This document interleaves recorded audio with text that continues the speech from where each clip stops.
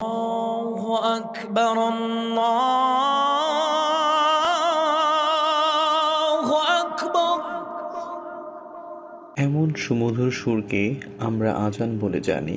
এর অর্থ হলো আল্লাহ সর্বশ্রেষ্ঠ, আল্লাহ মহান। প্রিয় মুসলিম ভাই ও বোনেরা, আজকে আমরা জানব আজানের ইতিহাস, যা আমরা প্রতিনিয়ত 5বার শ্রবণ করি। এর ধ্বনি আমাদের অন্তরসমূহকে নাড়া দেয়, আমাদের জীবন্ত করে তুলে, অলসতা দূর করে, উদ্দামতা আনয়ন করে। নিশ্চয়ই এটা ইসলামের নিদর্শন এবং তাওহীদের আলামত। কিভাবে আমাদের কাছে এসেছে এই আজান, কিভাবে মুসলমানের সন্ধান পেয়েছে এবং কিভাবে মুসলমানগণ পৌঁছাতে পেরেছে আজান পর্যন্ত, এমন কতগুলো প্রশ্ন যা আজান প্রেমিক প্রত্যেকটি মানুষের জন্য জরুরি। এই আজানের মাধ্যমে আল্লাহ তাআলা আমাদেরকে অন্য জাতির চেয়ে আলাদা বৈশিষ্ট্যে ভূষিত করেছেন। এর জন্য তিনি আমাদেরকে মনোনীত করেছেন। ইসলামের শুরুতে সালাতের সময় হলে আজান, আহ্বান বা অন্য কোনো মাধ্যমে ডাকাডাকি ছাড়াই মুসলমানরা নিজের পক্ষ থেকে মসজিদে এসে উপস্থিত হতো। ইবনে ওমর রাদিয়াল্লাহু তাআলা আনহু হতে বর্ণিত, মুসলমানগণ যখন মদিনায় আগমন করে জড়ো হতো এবং সালাতের সময় প্রতীক্ষা করত, তখন সালাতের জন্য ডাকাডাকি হতো না। একদিন তারা এই নিয়ে আলোচনা করলেন। কেউ বলল, তোমরা নাসারাদের ন্যায় ঘন্টার অনুসরণ করো। কেউ বলল, না, বরং হর্ন গ্রহণ করো, ইহুদিদের সিংহার ন্যায়। ওমর রাদিয়াল্লাহু আনহু বললেন, একজন লোক পাঠান, সে সালাত সালাত বলে ঘোষণা দেবে। রাসূলুল্লাহ সাল্লাল্লাহু আলাইহি ওয়াসাল্লাম বললেন, হে বেলাল, তুমি দাঁড়াও, অতঃপর সালাতের ঘোষণা দাও। বুখারী, মুসলিম, ইবনে খুজাইমা স্বীয় গ্রন্থে এই শিরোনামে এক অধ্যায়ের সূচনা করেছেন। এ অধ্যায়ের দলিলে বর্ণনা যে আজানের প্রচলন হয়েছে রাসূলুল্লাহ সাল্লাল্লাহু আলাইহি ওয়াসাল্লামের মদিনায় হিজরতের পর। তিনি মক্কায় সালাত আদায় করতেন আজান ও ইকামত ছাড়াই। ইবনে ইসহাক রাহমাতুল্লাহি বলেছেন, রাসূলুল্লাহ সাল্লাল্লাহু আলাইহি ওয়াসাল্লাম যখন মদিনায় আগমন করেন, তখন লোকেরা কোনো আহ্বান ছাড়াই তার নিকট সময় মতো সালাতের জন্য উপস্থিত হতো। তখন রাসূলুল্লাহ সাল্লাল্লাহু আলাইহি ওয়াসাল্লামের এক মহান চিন্তা ছিল, মানুষদের কিভাবে সালাতের জন্য উপস্থিত করা হবে। অবশেষে আল্লাহর বিধান চলে আসে। আবু উমাইর বিন আনাস বর্ণনা করেন, রাসূলুল্লাহ সাল্লাল্লাহু আলাইহি ওয়াসাল্লাম সালাতের বিষয় নিয়ে খুব চিন্তা করলেন। এজন্য তিনি কিভাবে মানুষদের জমায়েত করবেন তাকে বলা হলো, যখন সালাতের সময় হবে একটি পতাকা উত্তোলন করবেন, এই পতাকা দেখে একে অপরকে আহ্বান করবে। এই উত্তরে তিনি সন্তুষ্ট হলেন না। অতঃপর তার কাছে হর্ন বাজানোর কথা বলা হলো। পূর্বের উল্লিখিত বুখারীর বর্ণনায় যেরূপ রয়েছে।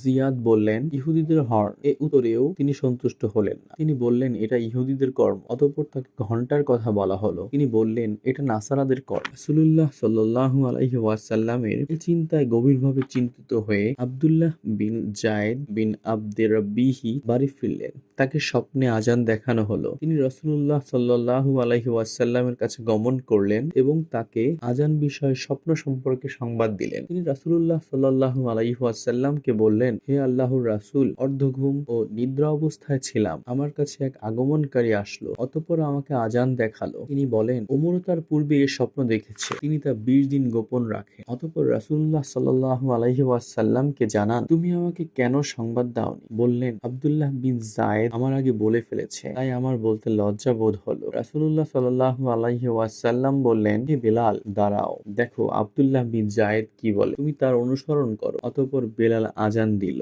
আবু বিশর বলেন, আবু উমাইর আমাকে বলেছে, আনসারগণের ধারণা, সেদিন যদি আব্দুল্লাহ বিন যায়েদ অসুস্থ না হতেন, তাহলে রাসূলুল্লাহ সাল্লাল্লাহু আলাইহি ওয়াসাল্লাম তাকেই মুয়াজ্জিন বানাতেন। আবু দাউদ 498, সহিহ আবু দাউদ লিল আলবানী 468। এই স্বপ্নের কারণে রাসূলুল্লাহ সাল্লাল্লাহু আলাইহি ওয়াসাল্লাম প্রভূত আনন্দিত হন এবং আল্লাহর প্রশংসা করেন। যেরূপ অন্যান্য বর্ণনায় এসেছে, ওমর রাদিয়াল্লাহু তাআলা আনহু যখন বেলালের মুখে আজানের ধ্বনি শুনলেন, চাদর হেঁচড়াতে হেঁচড়াতে রাসূলুল্লাহ সাল্লাল্লাহু আলাইহি ওয়াসাল্লামের নিকট এসে উপস্থিত হলেন আর বললেন, হে রাসূল, যে আপনাকে সত্যসহ প্রেরণ করেছেন তার শপথ, সে যেরূপ বলেছে আমিও অনুরূপ দেখেছি। রাসূলুল্লাহ সাল্লাল্লাহু আলাইহি ওয়াসাল্লাম বললেন, সকল প্রশংসা আল্লাহর। অন্য বর্ণনায় হুবহু আজানের শব্দও বর্ণনা করা হয়েছে। মুহাম্মদ বিন আব্দুল্লাহ বিন যায়েদ তার পিতা থেকে বর্ণনা করেন, রাসূলুল্লাহ সাল্লাল্লাহু আলাইহি ওয়াসাল্লাম হর্নের ব্যাপারে চিন্তা করেছিলেন এবং ঘণ্টার নির্দেশ দিয়েছেন। আমি তার কাছ থেকে চলে গেলাম। অতঃপর আব্দুল্লাহকে স্বপ্নে দেখানো হলো। তিনি বলেন, আমি এক ব্যক্তিকে দেখলাম দুটি হলুদ জামা গায়ে একটি ঘণ্টা নিয়ে দাঁড়ানো। আমি তাকে বললাম, হে আল্লাহর বান্দা, তুমি কি ঘণ্টা বিক্রি করবে? সে বলল, তুমি এর দ্বারা কি করবে? বললাম, সালাতের জন্য আহ্বান করব। সে বলল, আমি কি তোমাকে এর চেয়ে উত্তম জিনিসের কথা বলবো না? বললাম, তা আবার কি? সে বলবে, আজানের শব্দাবলী। তিনি বলেন, আব্দুল্লাহ বের হয়ে রাসূলুল্লাহ সাল্লাল্লাহু আলাইহি ওয়াসাল্লামের কাছে আসলেন, অতঃপর স্বপ্ন সম্পর্কে অবহিত করলেন। বললেন, হে আল্লাহর রাসূল, আমি দেখলাম হলুদ জামা গায়ে এক ব্যক্তি একটি ঘণ্টা নিয়ে দাঁড়িয়ে আছে। অতঃপর তাকে স্বপ্নের বিবরণ শোনালেন। রাসূলুল্লাহ সাল্লাল্লাহু আলাইহি ওয়াসাল্লাম বললেন, তোমাদের ভাই একটি স্বপ্ন দেখেছে, তুমি বেলালের সাথে মসজিদে যাও, তার কাছে গিয়ে বলো এবং বেলাল যেন এই শব্দ দ্বারা আহ্বান করে, কারণ তার আওয়াজ তোমার চেয়ে উচ্চ।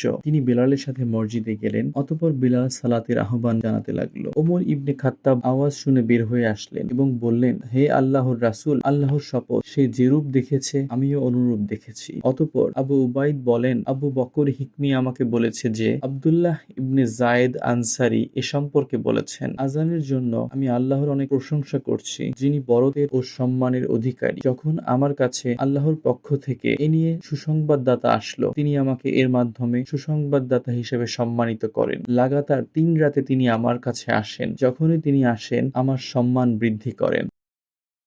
আসসালাতু খায়রুম মিনান নাওম এর সংযোজন হয়েছে বেলাল রাদিয়াল্লাহু তাআলা আনহু এর পক্ষ থেকে। অতঃপর রাসূলুল্লাহ সাল্লাল্লাহু আলাইহি ওয়াসাল্লাম এর অনুমতি প্রদান করেন। বেলাল রাদিয়াল্লাহু আনহু থেকে বর্ণিত, তিনি রাসূলুল্লাহ সাল্লাল্লাহু আলাইহি ওয়াসাল্লামের কাছে সালাতের সংবাদ দিতে আসেন। তাকে বলা হয় তিনি ঘুমন্ত, ফলে তিনি বলেন, আসসালাতু খায়রুম মিনান নাওম, আসসালাতু খায়রুম মিনান নাওম। এরপর থেকে ফজরের আজানে এটা প্রচলিত হয়। এর মাধ্যমেই আমরা আজানের ঘটনা জানতে পারলাম, যা এখনো আমাদের কর্ণসমূহ আন্দোলিত করে। এটা মহান নিয়ামত। আল্লাহর কাছে প্রার্থনা জানাই, তিনি এর শুকর আদায় করার তৌফিক দান করুন এবং আজান যেন আমাদের জন্য সংরক্ষণ করেন, যেন আমরা এর মাধ্যমে পূর্ব পশ্চিম জয় করতে সক্ষম হই। সকল প্রশংসা আল্লাহ তাআলার জন্য নিবেদিত।